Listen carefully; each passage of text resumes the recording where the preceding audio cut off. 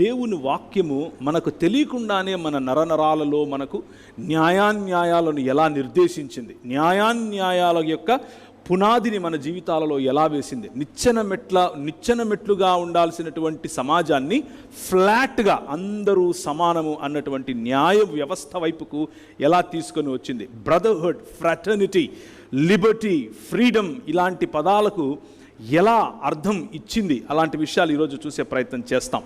అలాంటి విషయాలు చూడటానికి ముందుగా లైఫ్, జీవితం అన్న విషయాన్ని నేను మీ ముందుకు ఉంచుతున్నాను. ఎందుకు అని అంటే, when there is no life nothing matters. ప్రేమ, దోమ, న్యాయం, అన్యాయం ఇవేవి కూడా బ్రతికి ఉండకపోతే, జీవితం లేకపోతే వీటి యొక్క మతలబు ఉండదు, వీటి యొక్క అసలు ఇట్స్ ఎ నాన్ సెన్స్. కాబట్టి ముందు జీవితం ఉండాలి. దేవుడు ఏమంటున్నాడు అని అంటే, మనిషి బ్రతుకు కేవలము తిండి చేత కాదు, కేవలం తింటే నువ్వు బ్రతుకుతావు అని అనుకుండేవు. మీకు ఒక విషయం తెలుసో తెలీదో, మనం తిన్న వెంటనే మన శరీరంలో దాదాపు కొన్ని కోట్ల, లక్షలు కాదు, కొన్ని లక్షలే పెట్టుకుందాంలేండి, కొన్ని లక్షల సెల్స్ అంటే కణాలు చచ్చిపోతాయి. మనం తిన్న తిండిని అరిగించడానికి చచ్చిపోతాయి. అంటే డెత్ అన్నది మన జీవితంలో ప్రతిరోజు సంభవించేటటువంటి అంశం. మనం ఏదో ఒకరోజు చచ్చిపోతాం అని కాదు. బైబిల్ అంటుంది ఆదికాండం 1వ అధ్యాయంలో, ఈ పండు ఏ రోజైతే నువ్వు తింటావో ఆ రోజు నువ్వు చస్తావు అని చెప్తుంది. అంటే మువ్వత్తువా మూత్ అన్నటువంటి మాట వాడారు హిబ్రూ భాషలో. దానికి అర్థం ఏమిటి అని అంటే, you shall continue to die అని అర్థం. సో ఒకానొక రోజు సంపూర్ణంగా చచ్చిపోతావు, కానీ నిజానికి ప్రతిరోజు చచ్చిపోతున్నావు. నువ్వు యాక్చువల్గా బ్రతుకుతున్నావు అని నువ్వు అనుకుంటున్నావు, కానీ యాక్చువల్గా నువ్వు చచ్చిపోతున్నావు రోజు. Every day you are dying little by little. So నీ కణాలు రోజుకు అన్ని చచ్చిపోతున్నాయి, అన్ని లక్షల్లో చచ్చిపోతున్నాయి. కానీ నిజమైన బ్రతుకు నా మాటల్లో ఉంది అని దేవుని వాక్యం చెప్తున్నాడు. It's not just the bread that makes you that keeps you alive, but it is the word of God that comes out of his mouth. దేవుని నోటి నుంచి వచ్చే ప్రతి మాట మనిషిని జీవింపచేస్తుంది, బ్రతికిస్తుంది. కేవలం బ్రతికించటం కాదు, గౌరవంగా బ్రతికిస్తుంది, మనిషిగా బ్రతికిస్తుంది. ఆ బ్రతుకును గురించినటువంటి మాటలు, లేకపోతే మానవ జీవన ప్రమాణాలు గురించినటువంటి మాటలు కేవలము 66 పుస్తకాలు ఉన్నటువంటి బైబిల్ గ్రంథంలో మాత్రమే దొరుకుతాయి. మాత్రమే అన్న పదాన్ని మీరు గుర్తుంచుకోండి, ఇంకెక్కడా దొరకవు. సైన్స్, ఆంథ్రోపాలజీ, మీ ఇష్టం వచ్చినటువంటి శాస్త్రం తీసుకురండి, వాటిలో మంచి అంతా కూడా బైబిల్ యొక్క పునాదులలో నుండే వచ్చి ఉంటుంది. లేదు, మిగిలిన పర్వర్షన్ అంతా కూడా కేవలము లోక జ్ఞానం ఉంటుంది, అది మనకు హెల్ప్ఫుల్ కాదు. నేను చాలా ట్రై చేసి చూశాను, ఇట్ ఈజ్ నాట్. సో దేవుని వాక్యము మనలను బ్రతికింపచేసేది. దేవుని వాక్యం, దేవుని నోట నుంచి వచ్చిన ప్రతి మాట కారణం చేత మనం బ్రతుకుతాం. మన బ్రతుకులో నిజమైనటువంటి జీవం కలుగుతుంది. నిజమైనటువంటి జీవం కలిగేటటువంటి ఆ మాటలు ఈరోజు మనం చూడబోతున్నాం. ప్రియమైనటువంటి దేవుని సంగమా, హెబ్రీయులకు రాసిన పత్రిక 4వ అధ్యాయము 12వ వచనం చూడండి. Hebrew 4:12. For the word of God is like a two-edged sword and sharper than any double-edged sword. It penetrates even to the dividing soul and spirit. అని దేవుని వాక్యం గురించి అక్కడ ఉంటుంది. దేవుని వాక్యం సజీవమై బలము గలదై రెండంచులు గల ఎటువంటి ఖడ్గమునకును కంటెను వాడిగా ఉండి ప్రాణాత్మలను కీళ్లను మూలుగను విభజించునంత మట్టుకు దూరుచు హృదయము యొక్క తలంపులలో ఆలోచనలను శోధించుచున్నది. ఆదికాండం 5వ అధ్యాయం 6వ వచనం చూస్తే మానవుని యొక్క పరిస్థితి ఏంటంటే, ఈ మానవుడు వాడి హృదయములలోని తలంపులలోని ఆలోచనంతా కేవలము చెడ్డది అని ఉంటుంది. నరుల చెడుతనం భూమి మీద గొప్పదనియు వారి హృదయం యొక్క తలంపులలోని ఊహ అంతయు ఎల్లప్పుడూ కేవలము చెడ్డది. యెహోవా చూచి So this is what is the consequence of rejecting God. దేవునిని తిరస్కరించటం కారణం చేత మానవుని యొక్క ఆలోచన, మానవుని యొక్క దృక్పథం, మానవుని యొక్క జీవన విధానం, మానవుని యొక్క ఆలోచనలు, మానవుని యొక్క ఊహ, మానవుని యొక్క ప్రతి అణువు కూడా ఏమైంది? కేవలము నిరంతరము చెడ్డది అయింది. కానీ దేవుని వాక్యము ఆ చెడుతనము నుంచి, ఆ మరణము నుంచి, ప్రతిరోజు చనిపోయే ఆ ఊహ నుండి, ప్రతిరోజు చనిపోయే ఆ పరిస్థితి నుండి, ఇప్పుడు మళ్ళీ హెబ్రీ 4:12 చదవండి. మనిషి యొక్క ఆలోచన అన్నగారు తెలియపరిచినట్లుగానే మనము, మన భక్తి, మన విశ్వాసము 4 గోడల మధ్యగానే ఉంటుంది. ఎదుటివారు ఏమైపోతున్నారో కూడా పట్టించుకునే పరిస్థితిలో మనం లేము.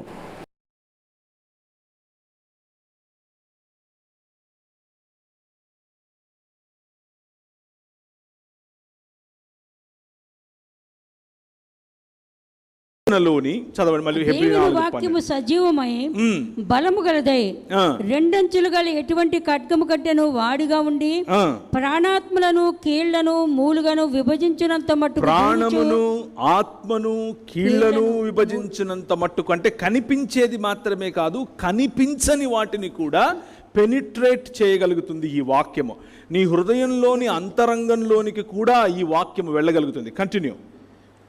హృదయం యొక్క తలంపులను, హృదయం యొక్క తలంపులలోని ఆలోచన శోధించుచున్నది కూడా శోధిస్తుంది. ఎందుకంటే పతన స్థితిలో హృదయంలోని ఆలోచన కేవలము ఎల్లప్పుడూ చెడ్డగా ఉంది. కాబట్టి ఈ హృదయంలోని ఆలోచనలోని ఊహలలోని ప్రతి ఒక్కదాన్ని కూడా శోధించగల శక్తి దేవుని వాక్యానికి, దేవుని మాటకు ఉంది.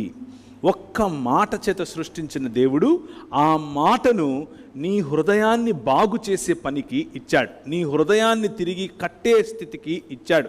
నిన్ను తిరిగి మానవుడిగా నిర్మించటానికి ఈ వాక్యమును నీ చేత పెట్టాడు. ఈ వాక్యం 66 పుస్తకాలు ఉన్నటువంటి ఈ బైబిల్ గ్రంథం నీ చేతికి రావటానికి కొన్ని వేల మంది హతసాక్షులు అయ్యారు.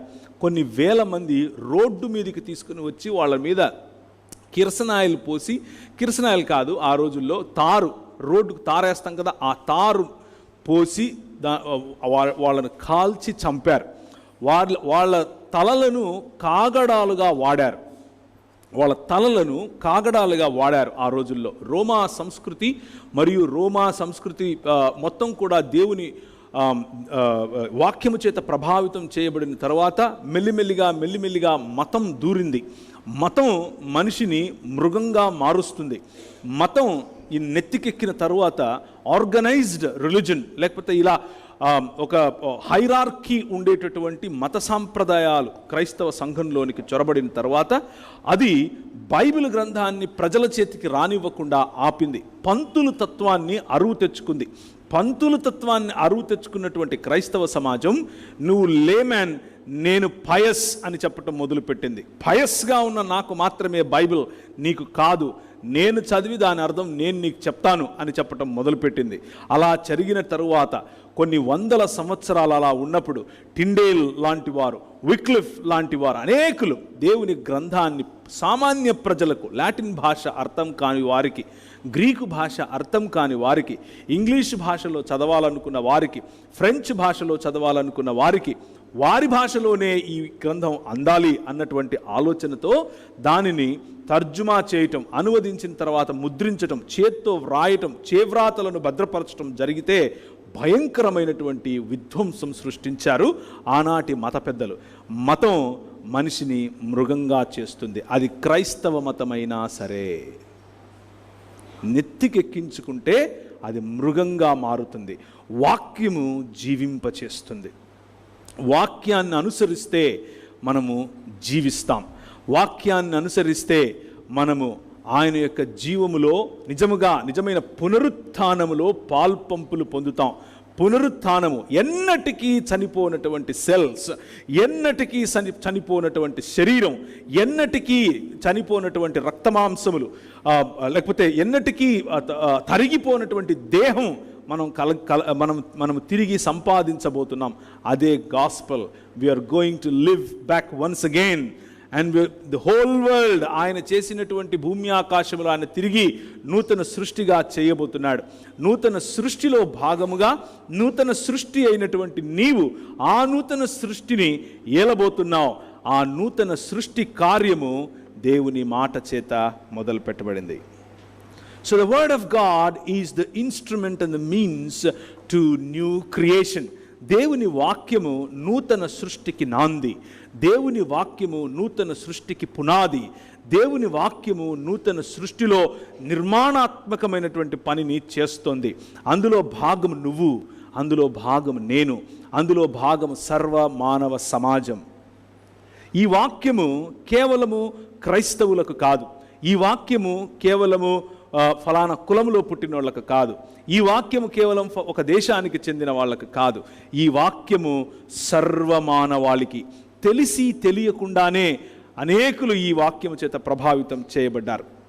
ఒక సహోదరుడు నా మీద చాలా కోపంగా ఉన్నాడు. ఒకరోజు చాలా కోపంగా ఉన్నాడు. ఎందుకంటే నేను ఇలా డిబేట్స్ వగేరాలో పాల్గొంటూ ఉంటాను కాబట్టి నేనంటే కొంచెం ఆ అబ్బాయికి కోపంగా ఉండి నాతో ఫోన్లో చేసి నన్ను బాగా తిడుతున్నాడు. తిడుతూ ఉంటే నేను ఆ అబ్బాయిని అడిగాను, బ్రదర్ ఒక్క నిమిషం ఆగండి, తిడుదురు కానీ మీరు తిట్టడానికి వాడే భాష తెలుగు భాష మీకు తెలుసా అని అడిగాను. తెలుసు అని అన్నాడు. మరి మీరు తెలుగు చదవగలరా అని అన్నాను. చదవగలను అని అన్నాడు. ఎలా చదవగలరు అని అన్నాను. నేను బడికి పోయినాను కాబట్టి చదవగలను అని అన్నాడు. అయితే మీరు సగం క్రైస్తవంలోకి వచ్చినట్లే అని చెప్పా. మీరు సగం బడికి వెళ్ళిన కారణం చేత మీరు సగం క్రైస్తవంలోకి వచ్చినట్లే అని చెప్పాను. అదేంటి అని మళ్ళీ ఇంకా కోప్పడ్డాడు. నేను చెప్పాను, మీరు మీ సామాజిక వర్గం వారు ఏనాడు చదువుకు నోచుకోలేదు. కానీ 66 పుస్తకాలు ఉన్నటువంటి ఈ బైబిల్ గ్రంథం నీకు, మీ తల్లిదండ్రులకు, వారి తల్లిదండ్రులకు కూడా చదువు చెప్పే అవకాశం, చదువు రావాలందరికీ అని నేర్పినటువంటి మాట దేవుని మాట. దేవుని మాట. దాని కారణం చేతనే ఈరోజు మీరు నాతో తెలుగులో మాట్లాడుతున్నారు. అది మీకు అర్థమవుతుందా అని అడిగితే ఆ అబ్బాయికి కోపం వచ్చి ఫోన్ పెట్టేశాడు. ఇంకొక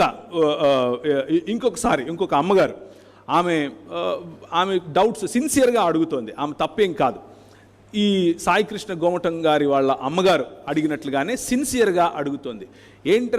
ఏంటి బాబు అన్నిటికీ క్రైస్తవం కారణం అంటావు? అలా కాదు కదా అంటే నేను మెల్లిగా అడిగాను, ఆంటీ కాలుకి ఏమైంది ఆంటీ అని అడిగాను. అంటే ఏం లేదు నాన్న, కొంచెం రాయి తగిలింది అని అంటే, బాగా నొప్పిగా ఉంది ఆంటీ, సారీ ఆంటీ, మీకు ఏదైనా మందులు వేసుకుంటున్నారా అంటే, అంత బాగానే ఉంది నాన్న, మరి నేను అడిగిన ప్రశ్నకు సమాధానం చెప్పలేదు అని అంటే, సమాధానం అదే చెప్తున్నాను ఆంటీ అన్నాను. ఏంటి సమాధానం ఎక్కడుంది ఇందులో అని అడిగింది. అని అంటే, మీరు ఏదైతే కరెక్ట్ కాదు అని అంటున్నారో అందులోకి సగం నిలబడి మీరు నన్ను ఈ ప్రశ్న అడుగుతున్నారు అని చెప్పాను. ఎందుకు అని అంటే, స్త్రీకి వైద్యం చేస్తే ఈ దేశంలో అది ఒప్పుకునేవారు కాదు. మన దగ్గర ఉన్నటువంటి సంస్కృతి ప్రకారం, మనము రాసుకున్నటువంటి పుస్తకాల ప్రకారం స్త్రీని వైద్యుడు తాకకూడదు. మీకు తెలుసా అంటే ఈ విషయం అన్నాను. అదేంటి నాన్న, అవునా అంటే, అవునా అంటే, వైద్యుడు తాకితే మీకు వచ్చేటటువంటి స్వస్థతకు కారణము 66 పుస్తకాలు ఉన్నటువంటి బైబిల్ గ్రంథమే. మీరు సగం ఆల్రెడీ క్రైస్తవులు అంటే అని చెప్పాను. ఆమెకు అర్థం కావట్లేదు. ఏంటన్నా ఏం మాట్లాడినా కానీ నువ్వు క్రైస్తవం అంటావేంటి? Exactly, there is nothing. We breathe the word of God if you want to look at it that way. మనము పీల్చే గాలి దేవుని వాక్యం. మనం పీల్చే గాలి దేవుని వాక్యం. ఎందుకు ఆ మాట అంటున్నాను అని అంటే, everything in this world is thoroughly influenced by the ideology of the scriptures. దేవుని వాక్యము యొక్క దృక్పథముతో, భావజాలముతోనే ఈ ప్రపంచము నిండిపోయింది. కారణం ఏమిటి అని అంటే, ఈ 66 పుస్తకాలను మోసుకొచ్చినటువంటి క్రైస్తవ సమాజానికి ప్రతినిధులైనటువంటి మిషనరీలు, క్రైస్తవ సమాజ ప్రతినిధులైనటువంటి దైవ సేవకులు, అపోస్తలులు పంపగా వచ్చినటువంటి వారి శిష్య బృందం పంపగా వచ్చినటువంటి వారి శిష్య బృందం పంపగా వచ్చినటువంటి అలా మీరు, నేను. ఈరోజు మనం దేన్నైతే నామ్ అనుకుంటున్నామో, ఈరోజు మనం దేన్నైతే క్యాజువల్గా తీసుకుంటున్నాము, అవును కదా అదంతే కదా అంటున్నాము, అది ఒకానొక సమయంలో అనేకులు పోరాడి తెచ్చుకున్నది అన్న విషయం మనకు తెలియకపోవచ్చు. ఆ పోరాటం పేరే వాక్యమును అనుసరించే క్రైస్తవం. ఆ పోరాటం పేరే 66 పుస్తకాలు ఉన్నటువంటి బైబిల్ గ్రంథం. సో హిస్టారికల్గా కొన్ని విషయాలు మనం ఈరోజు చూస్తాం. అయితే మనిషి యొక్క ఊహలలో మనిషి యొక్క ఆలోచనలను సైతం చీల్చగలిగినటువంటి, శోధించగలిగినటువంటి శక్తి ఈ వాక్యానికి ఉంది. ఈ వాక్యము నీ చేతిలో ఉంటే, ఈ వాక్యమును గనక నువ్వు కరెక్ట్గా అర్థం చేసుకుంటే, రిలీజియస్గా కాదు, మత ప్రాతిపదికన కాదు, మత ప్రాతిపదికన అంటే పరలోకం పోవటానికి ఫార్ములాలు వెతుక్కోవాలి అని అంటే మీ కర్మ, ఇక వెతుక్కుంటూనే ఉంటారు మీరు. అది కాదు నేను చెప్పేది. నిజమైన మానవ జీవితం, యేసును పోలిన జీవితం, యేసును పోలిన శరీరం, యేసును పోలిన పునరుత్థానం, యేసును పోలిన సమాజం, యేసును పోలినటువంటి విప్లవం, యేసును పోలినటువంటి మానవత్వం మీకు కావాలి అనంటే, అంత పవర్ఫుల్ లైఫ్ మీరు జీవించాలి అని అనుకుంటే వాక్యం మీ చేతికి తీసుకోండి. This will transform you. అది మీ జీవితాన్ని ఎంతగా మారుస్తుంది, ఎంతగా ప్రభావితం చేస్తుంది అని అంటే you can never imagine how powerful you become once you take this word of God in to your hands. 2వ తిమోతికి రాసిన పత్రిక 3వ అధ్యాయం 16వ వచనం. మానవ సమాజాలకు నిర్ణయాలు చేసే వారి హృదయాలను శోధించగలిగినటువంటి ఈ వాక్యము మానవ సమాజానికి అవసరమైనటువంటి శిక్షణ, మానవ సమాజాలకు అవసరమైనటువంటి 3:16 2వ తిమోతి, మానవ సమాజానికి సన్నద్ధుడై ప్రతి సత్కార్యమునకు పూర్ణముగా సిద్ధపడి ఉండునట్లు, ప్రతి సత్కార్యమునకు, ఈ ప్రపంచమును సత్కార్యముతో నింపాలి అనంటే దైవావేశం వల్ల కలిగిన ప్రతి లేఖనము, దైవావేశము వలన కలిగిన ప్రతి లేఖనాన్ని ఉపదేశించుటకును, అది ఉపదేశించటానికి ఉపయోగపడుతుంది, దండించటానికి ఉపయోగపడుతుంది, తప్పుదిద్దటానికి ఉపయోగపడుతుంది, నీతి యందు శిక్ష చేయుటకును, నీతి యందు శిక్షణ కోసం కూడా ఉపయోగపడుతుంది. ప్రయోజనకరమైనది. ఈ వాక్యమును మనం చదువుతున్నాం. ఈ వాక్యము యొక్క ప్రయోజనం ఇది, ఈ వాక్యం యొక్క ప్రాధాన్యత ఇది. To build lives, to build communities, to build. ఒకసారి ఒక సహోదరునితో మాట్లాడుతున్నాను, ముస్లిం సహోదరునితో. ఆయన నాతో మాట్లాడుతూ, నేను చెప్పాను కదా నిన్న, చాలా సంవత్సరాలు నేను ముస్లింల మధ్య పనిచేశాను, ముస్లింల మధ్య యేసుక్రీస్తు యొక్క సువార్తను ప్రకటించాను.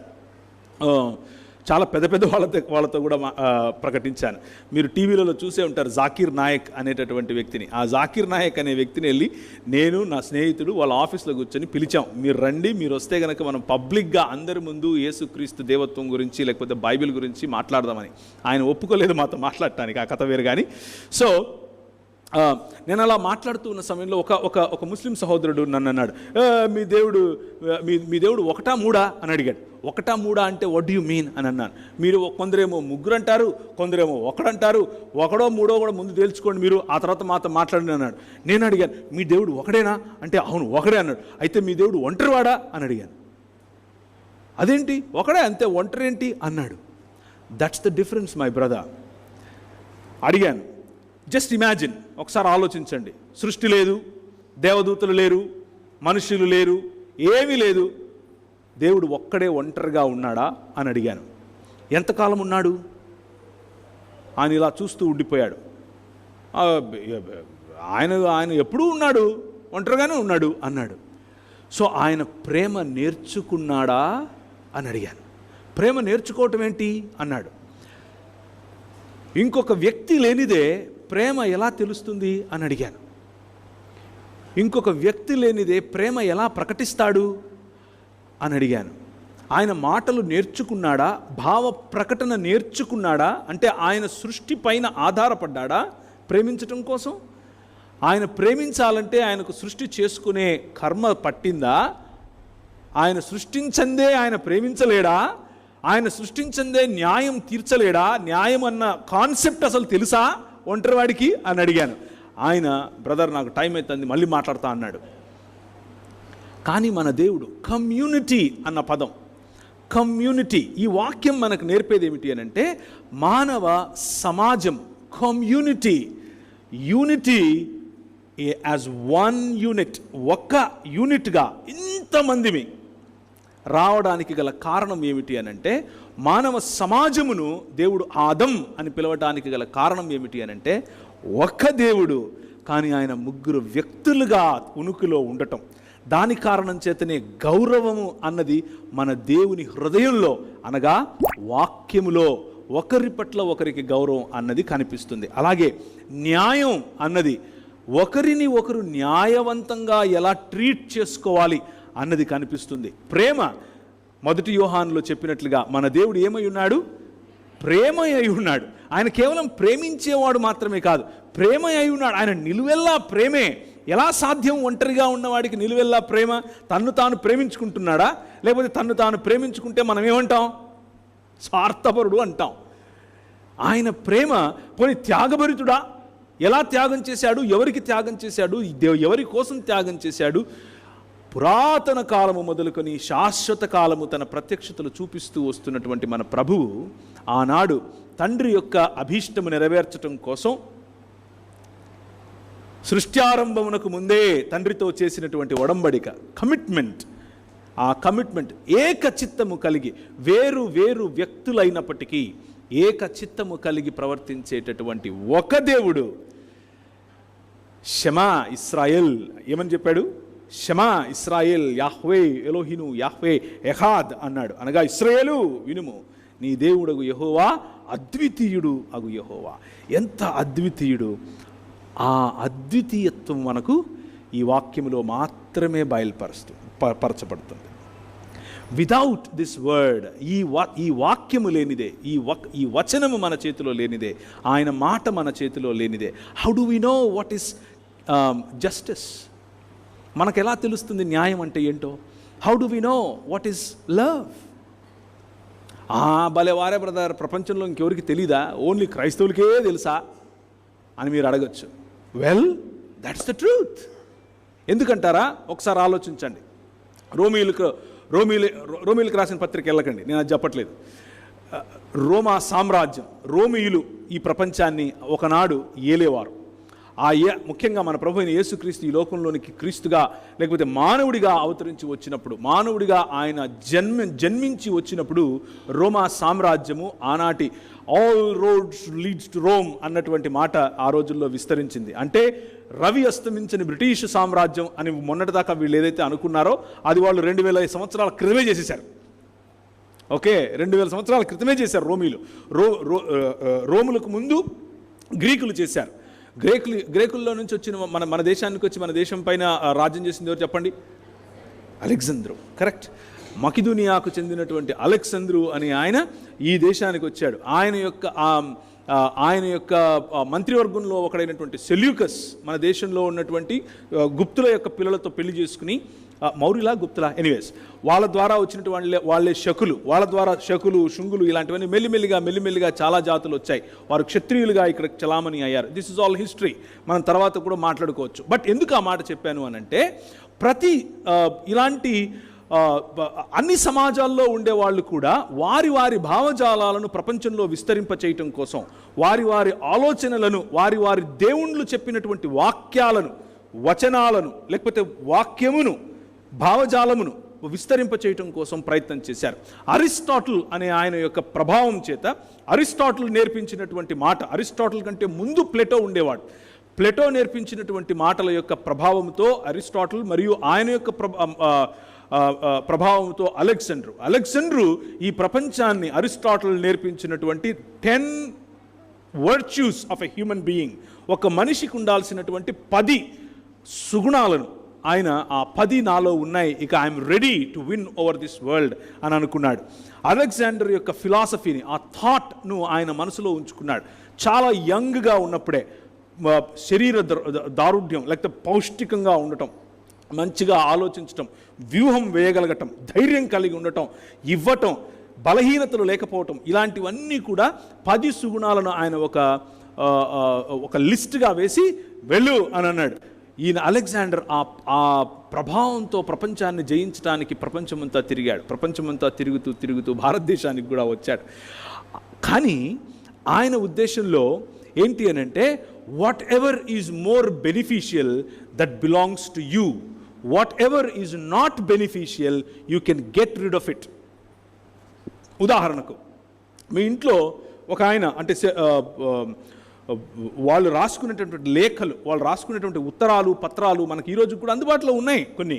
వాటిని కనుక మనం చూసినట్లయితే వాళ్ళు చాలా క్యాజువల్గా రాస్తారు. ఓహో, గర్భవతిగా ఉందా నీ భార్య, ఓకే, కొడుకు పుడితే కనుక మంచిగా పెంచు, కూతురు పుడితే ఎక్స్పోజ్ చేసేసేయి అని రాసుకున్నారు. సింపుల్గా ఎక్స్పోజ్ చేయటం అని అంటే అర్థం ఏమిటి అని అంటే ఆమెను చంపేయటం, ఆమెను లేకుండా పోవటం, ఆమెను తీసేయటం. ఎందుకంటే she is not useful to you.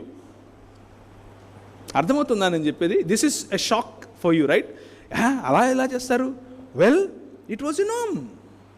గ్రీకులు అలా చేశారు, వారి తర్వాత రోమియోలు అలాగే చేశారు. రోమియోలు చాలా స్పష్టంగా ఒక లా చేశారు, ఒక చట్టాన్ని తయారు చేశారు. ఏమని తయారు చేశారు అని అంటే, అది ఎప్పుడు అని అంటే క్రీస్తు శకము 250 తరువాత ఆ చట్టం చేశారు.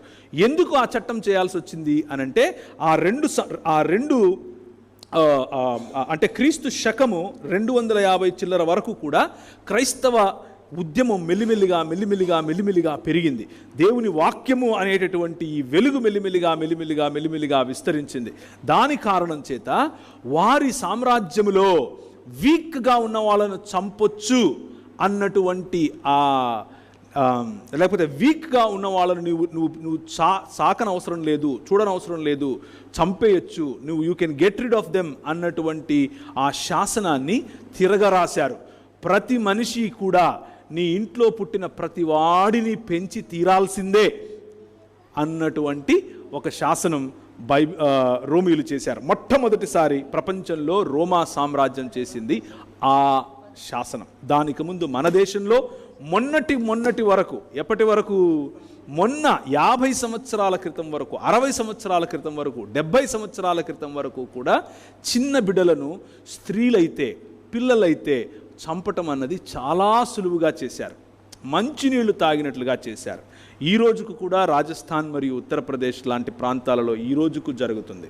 చాలా దూరం అవసరం లేదు, ఈ రోజుకు కూడా జరుగుతుంది. ఏంటి కారణం? ఎందుకని మనం ఈరోజు ఇంత సులువుగా ఏం ఆడపిల్ల అయితే ఏముంది, బ్రహ్మాండంగా పెంచుకుంటాను అనే మాట మనకు ఎందుకు వస్తుంది? అది మనం ఒక శాసనంగా చదవాల్సిన అవసరం లేదు. ఎందుకు అనంటే, ఇదిగో ఈ 66 పుస్తకాలు ఉన్నటువంటి దేవుని వాక్యం.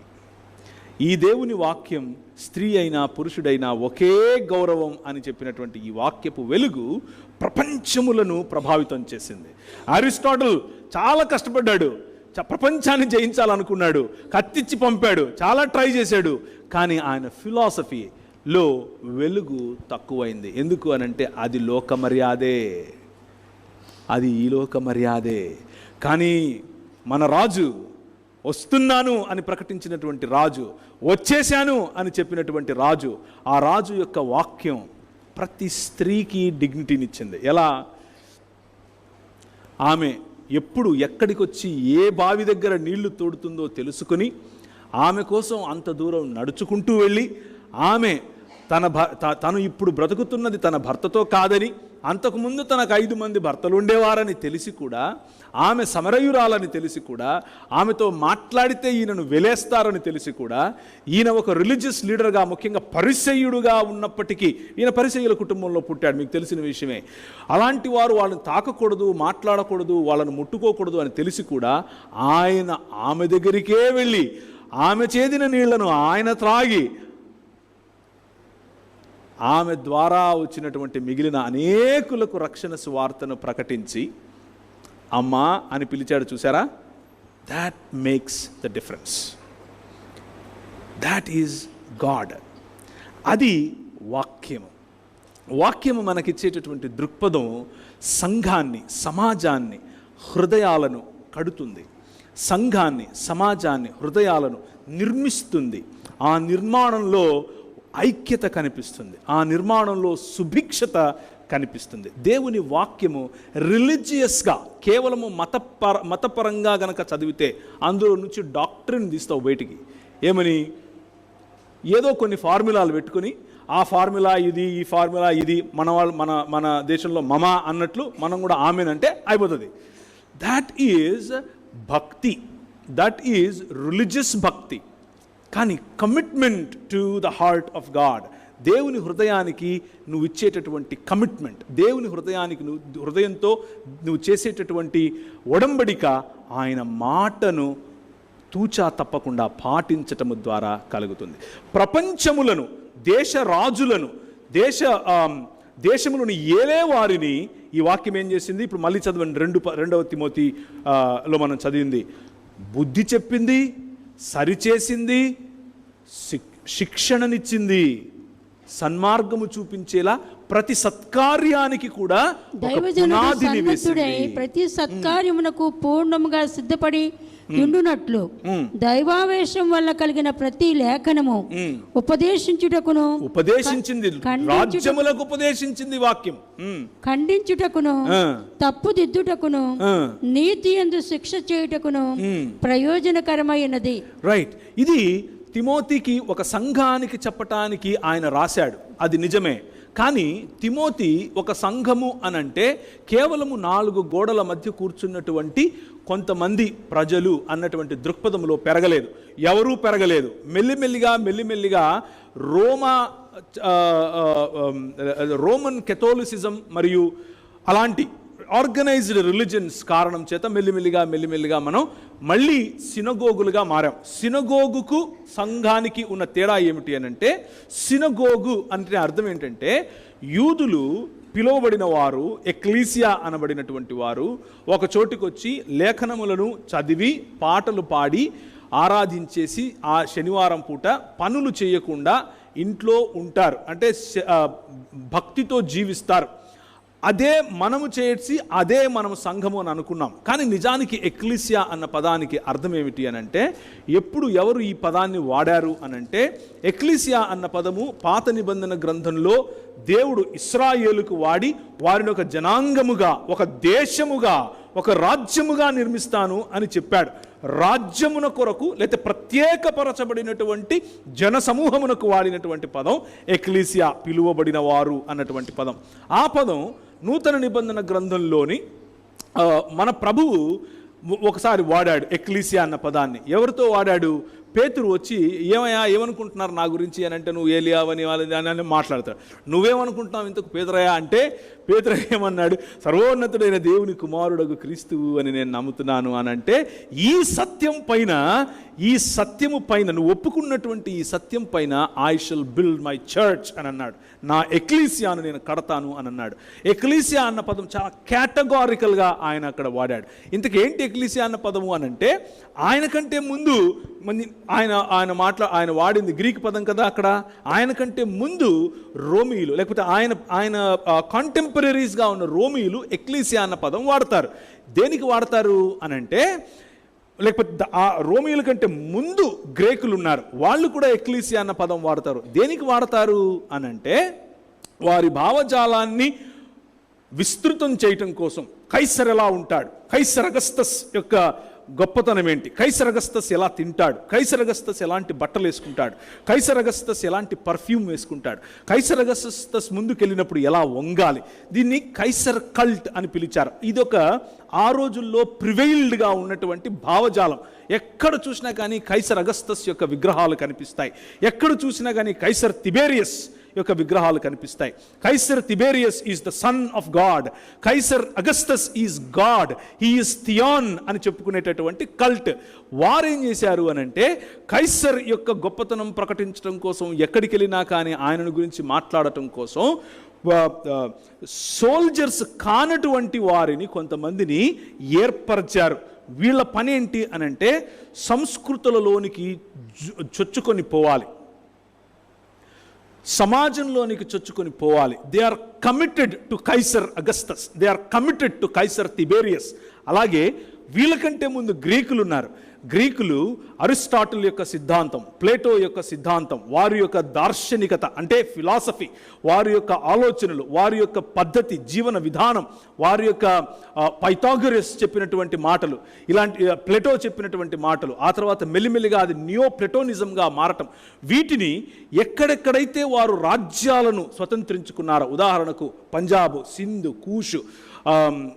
కూషాను, తర్వాత ఆఫ్ఘనిస్తాన్ మన దేశంలో భాగం ఆ రోజుల్లో.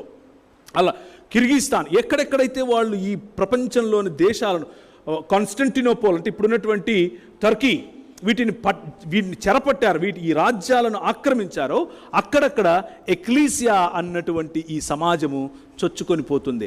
వాళ్ళకు గ్రీకు నేర్పిస్తుంది, వాళ్ళకు గ్రీకు భాషలో మాట్లాడటం నేర్పిస్తుంది, గ్రీకులలాగా ఆలోచించటం నేర్పిస్తుంది, గ్రీకులలాగా రాయటం నేర్పిస్తుంది. మీకు ఒక విషయం తెలుసు తెలియదో, మన అశోక ద గ్రేట్, అశోకుడు ఇంట్లో గ్రీకు మాట్లాడేవాడు. తను రాసినటువంటి వ్రాతప్రతులు అనేకం గ్రీకులో ఉంటాయి. తను వేయించినటువంటి శిలాఫలకాలు అనేకం గ్రీకులో ఉంటాయి, తమిళంలో ఉంటాయి. సంస్కృతం ఎక్కడ కనపడదు. పాలి భాషలో ఉంటాయి, గ్రీకులో ఉంటాయి, తమిళంలో కూడా ఉంటాయి. ఆయన వేసినటువంటి మన ప్రాంతం దాటిన తర్వాత తమిళంలో బయటపడ్డాయి. సో